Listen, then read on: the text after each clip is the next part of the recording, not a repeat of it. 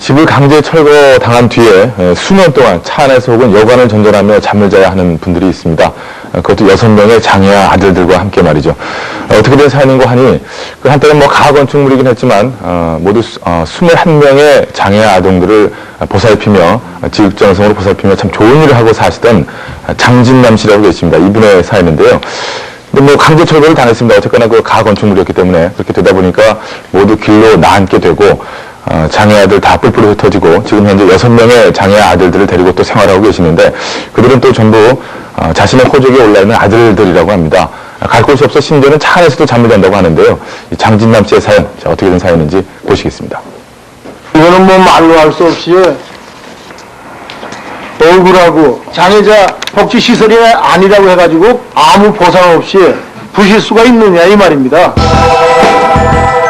하루아침에 집을 잃었다는 장진남 씨. 78년부터 거처를 두고 생활해왔다는 현장으로 함께 가봤습니다. 개발 사업이 한창 진행 중이었는데요.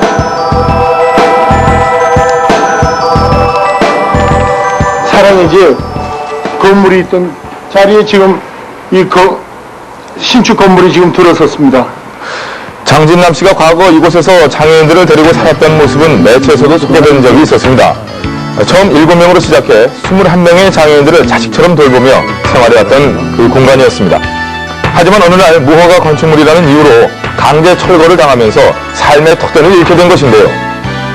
무허가 건물에서 잘 살고 있었는데 갑자기 여기가 택지가 된다 그러니까 2005년도 4월 20일 날 저희 집을 또 이렇게 강제 철거해서 지금 2005년도부터 오늘까지 지금 어디 갈 데가 없어서 택지 개발을 진행 중인 시공사의 입장을 들어봤습니다.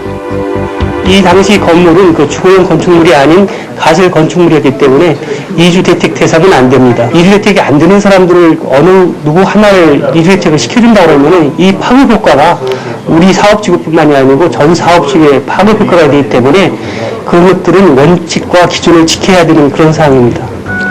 이후 장진남 씨와 21명의 장애인들은 뿔뿔이 흩어지게 돼서 현재는 6명만이 남아있을 뿐입니다. 그나마 거처할 곳이 없어 여관을 돌아다니거나 심지어는 차에서 자는 날도 있다고 하는데요. 하지만 장진남 씨에게 이들은 남이 아닙니다. 모두 자신의 호적에 올린 자식들이죠. 이제 제가 무슨 나라에서 가가지고 집을 지어달라는 것도 아니고 이렇게 여관에서 잠자고 이러잖아요. 이것이 계속 갈 수는 없는 거고 힘들지만 생활은 산을 다니며 약초를 캐다 팔아 유지하고 있다고요. 이런 가운데 장 씨는 자신의 어려움을 민원으로 제출했습니다.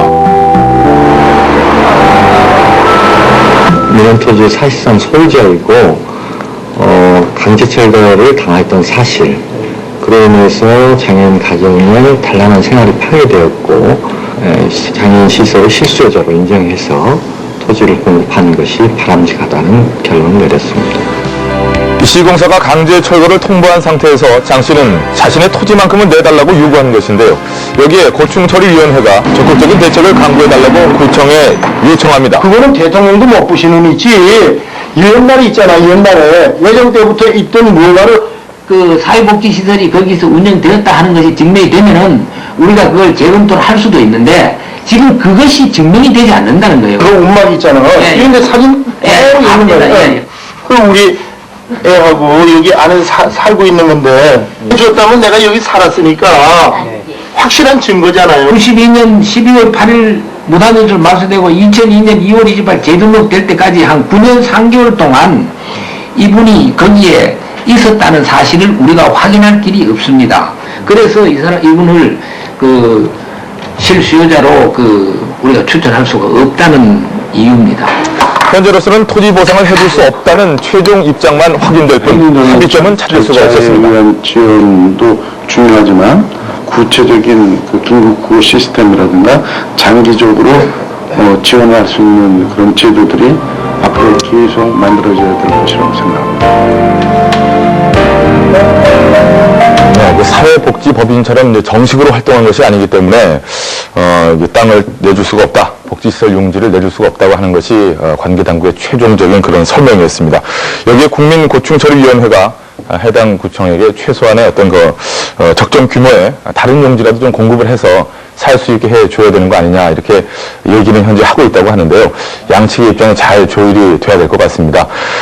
그렇습니다. 이 우리 사회가 장애인들을 바라보는 시각 그리고 장애인들을 돌보는 사람들에 대해서는 조금 예외를 둬도 되지 않을까. 아까 그 원칙 얘기 나왔는데 그래서 다른 분들이 장애인들이 이런 사정이 있어서 그렇게 했다라고 한다면은 다른 분들이 조금 이해를 해주시지 않을까요? 장애인들에 대해서만큼은 조금 예외를 둬서라도 하루빨리 합의점을 잘 찾아서 따뜻한 곳에서 이 겨울 마저 보낼 수 있기를 바라봅니다.